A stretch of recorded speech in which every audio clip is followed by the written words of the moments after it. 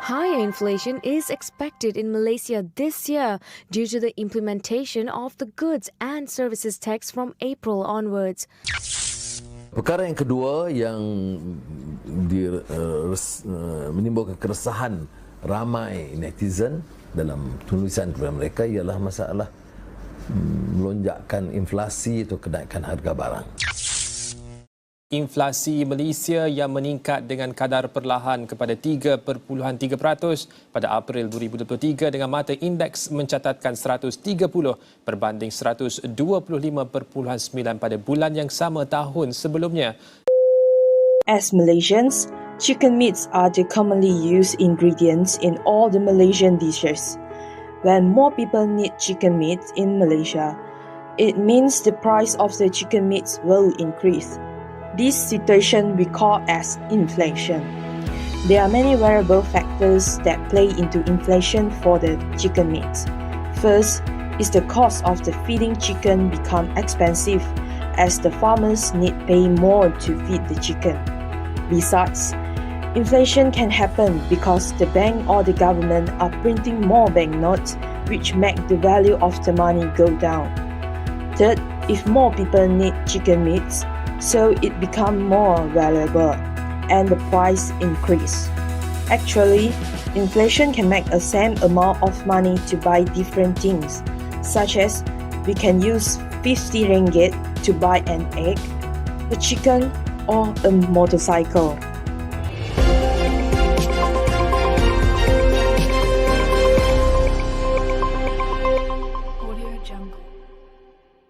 We're talking about inflation today. Inflation is rising. Baltasar says he used to be able to provide enough for his family. It can be said to be increasing every year.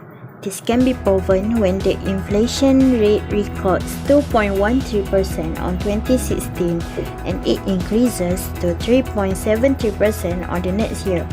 It is because of increasing in global oil price on domestic food retail prices. But in 2018, the inflation rate showed a decreasing to 1.00%. This happens because of repealing goods and services tax (GST), which has been imposed on goods and services. On this year, the prices of various foods and services became cheaper than the previous year. On 2020, inflation rate became worse, which is negative 1.2%. This happens due to movement control order because of pandemic COVID-19. Everyone needs to stay at home to be safe and it causing economic growth not moving smoothly. However, inflation rate increases again to 2.5% on 2021 and keeps increasing until now. Price of goods and services keep rise up when inflation happens. Sekarang Malaysia memang jatuh. Habis mesti naik lah. Barang-barang kalau import mesti naik sikit lah. Bila kita ambil ayam hidup, harganya pun akan naik.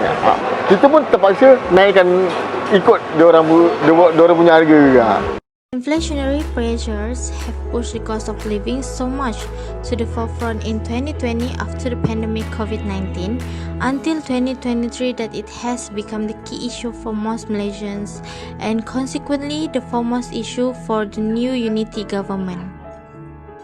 The dilemma is the culmination of several factors and among them is the resurgent US dollar which has resulted in the ringgit averaging 4.40 to the greenback and touching a new record low of 4.744. Import costs have escalated and at a time when oil prices also rose to multi-year hikes, the prices of other key commodities have risen in tandem. The increasing cost of living due to inflation is a complex economic phenomenon with far-reaching implications that touch every aspect of society, from individual households to global economies. It will cause the reduction in the purchasing power of consumer. As prices rise steadily, people find their income doesn't stretch as far, leading to decreased standard of living, especially for those on fixed incomes or lower wage earners. essential goods and services become more expensive, affecting household budgets and altering spending patterns. Food items in Malaysia in some cases have gone up by as much as 20%, proven by many even in the M40 spend most of their income on food and transport, which means purchasing capacity has been severely reduced. Inflation can significantly impact businesses. Rising costs of raw materials, wages, and utilities can squeeze profit margins. Companies may face difficult decisions such as passing on increased costs of consumers, cutting expenses, or even reducing staff to maintain profitability. To cope with inflation, businesses are applying different pricing strategies. 37% of businesses have increased prices in line with inflation, while 33% have increased prices above inflation. Only 12% of businesses have increased prices below their costs. What is the fiscal policy? Fiscal policy is a key tool that governments use to manage the economy. In simple terms, fiscal policy refers to the government's action when it comes to spending and taxation. There are two main types of fiscal policy, which are expansionary and contractionary. Expansionary fiscal policy is when the government increases spending or decreases taxes in order to stimulate economic growth. This can be done during a recession or when unemployment is high. The idea is that by increasing spending, the government can create jobs and stimulate demand in the economy, and by decreasing taxes, people and business will have more disposable income to spend, which can also stimulate demand. On the other hand, contractionary fiscal policy is when the government reduces spending or increases taxes in order to reduce inflation or slow down economic growth. This is typically done during times of high economic growth or when inflation is a concern. By reducing spending or increasing taxes, the government can reduce demand in the economy and slow down growth. It's important to note that fiscal policy can both short-term and long-term effects on the economy. For example, in the short-term expansionary, fiscal policy can help stimulate economic growth and reduce unemployment. But in the long term, it can lead to larger budget deficit and increased debt if the increased spending is not offset by increased revenue. On the other hand, contractionary fiscal policy can help reduce inflation in the short term, but it can also lead to slower economic growth and higher unemployment if it is implemented too aggressively.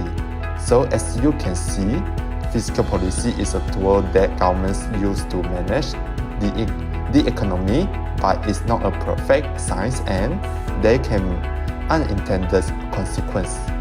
That's why it's important for governments to carefully consider their fiscal policy decisions and to mindful of the short-term and long-term effects on the economy.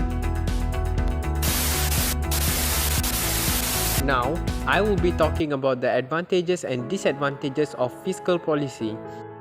More than 73% of the government's revenue in 2021.